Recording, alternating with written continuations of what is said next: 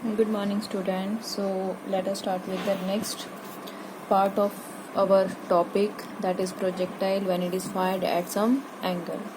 तो कल हम लोगों ने किया था show that the path followed by projectile is parabolic, और उसके साथ ही हम लोगों ने किया था मैक्सिमम हाइट के लिए एक्सप्रेशन कैलकुलेट किया था। उससे आगे नेक्स्ट कंटिन्यू करते हैं हम लोग time of flight of projectile. Time of flight,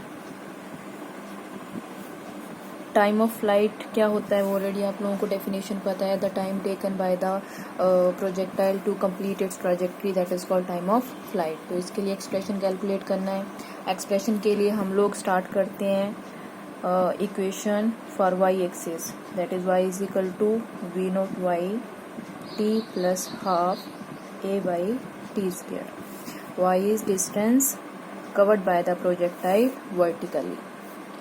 now time period के लिए हम लोगों ने एक्सप्रेशन कैलकुलेट करना है। So let t is equal to capital t, y is equal to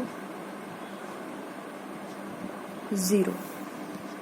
अब वाई 0 क्यों आएगा यहाँ पे? क्योंकि हम लोगों ने टाइम ऑफ फ्लाइट कैलकुलेट करना है। टाइम ऑफ फ्लाइट मतलब हम लोगों ने व्हेन टाइम कैलकुलेट करना है when projectile complete its trajectory.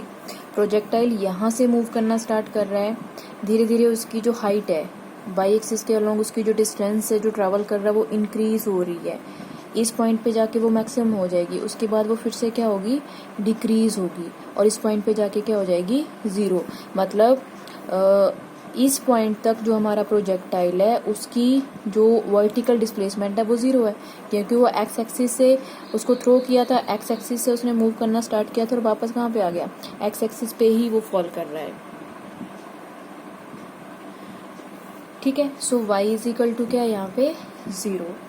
Then a y is equal to minus g. Now put all these values in this equation, then we get 0 is equal to, हाँ one more thing, we note y किसके equal है, u sine theta. So u sine theta into t minus 1/2 g t square, और minus u sine theta t is equal to minus 1/2 g t square. Minus cancel out हो जाएगा, 1t cancel out हो जाएगा, u sine theta is equal to 1/2 into g into t. This imply t is equal to 2u sine theta over ji.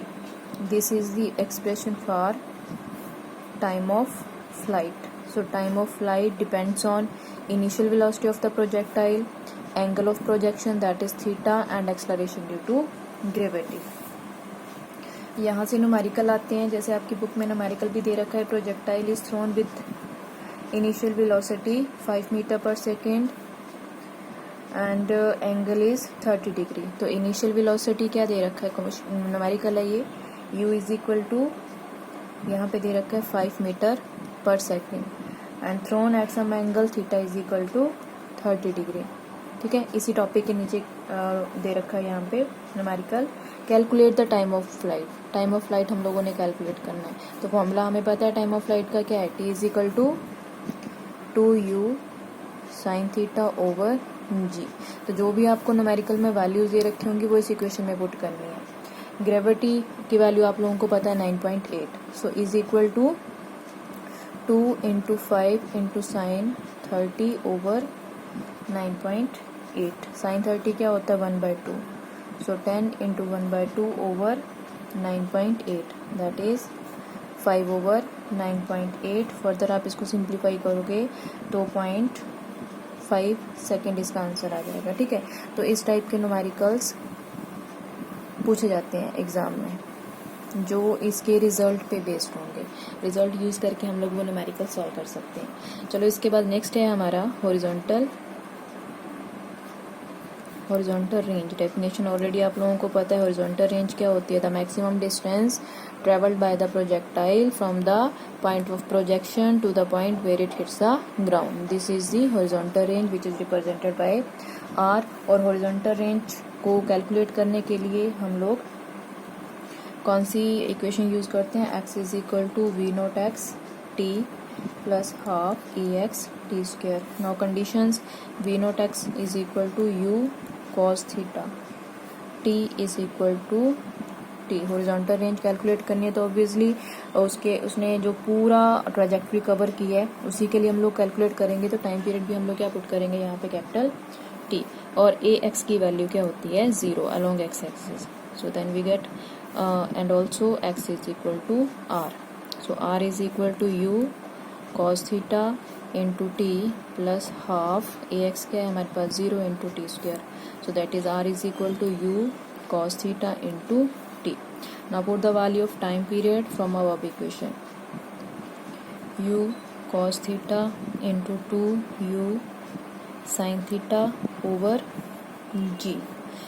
2 this is u, यहाँ से क्या आएगा, u into u, u square. So 2u square cos theta sin theta over g, or you can write it u square 2 sine theta cos theta over g. अब आप लोगों ने math में एक टर्म पढ़ रखी है,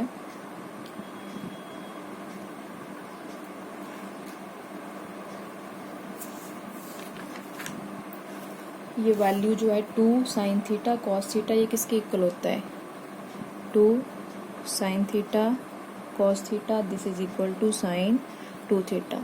तो यहाँ से क्या वैल्यू आ गई, r is equal to u square sine 2 theta over g. This is the expression for range of the projectile. So from this range depends on initial velocity of the projectile, angle of projection and gravity. Okay. इसके आगे भी एक numerical दे रखा है जिसमें simply आपने values put करनी है and you can simplify the numerical. इसके बाद हमारा नेक्स्ट है velocity of the projectile at any instant of time. ये भी जैसे हम लोगों ने कल कैलकुलेट किया था वैसे ही कैलकुलेट करना है. तो इसके लिए सपोज करो this is the position of the projectile at any instant of time t and let here u is the velocity, v is the velocity. u तो इनिशियल वेलोसिटी है ना, तो वेलोसिटी चेंज होगी during its motion. So suppose करो यहाँ पे velocity क्या है, v. Now resolve this v into 2 component. This is first component and this is second component and suppose this angle is beta. So ये component क्या, sorry यहाँ से आप एक पैरेललोग्राम कंप्लीट करोगे. तो ये 2 कंपोनेंट आ गए इसके. This is v x component and this is v y component. जैसे हम लोगों ने कल प्रोजेक्टाइल के लिए कैलकुलेट किया था करना वैसे ही है, बट डिफरेंस क्या आएगा कि यहाँ पे साइन और कोस की फॉर्म में आएगा. ओके. सो इक्वेशन हम लोगों ने कौन सी यूज करनी है वो आप लोगों को पता है.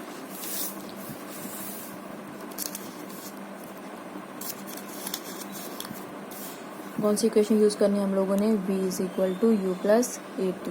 तो यहाँ लॉन्ग 4 एक्स एक्सिस और 4 y axis. v final velocity v x is equal to v naught x plus a x t. This is along x axis. और अगर इसमें हम लोग वैल्यू पुट करेंगे तो वी नॉट एक्स किसके इक्वल है, u cos theta.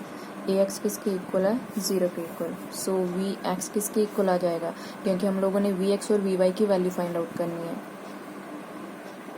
u cos theta. Similarly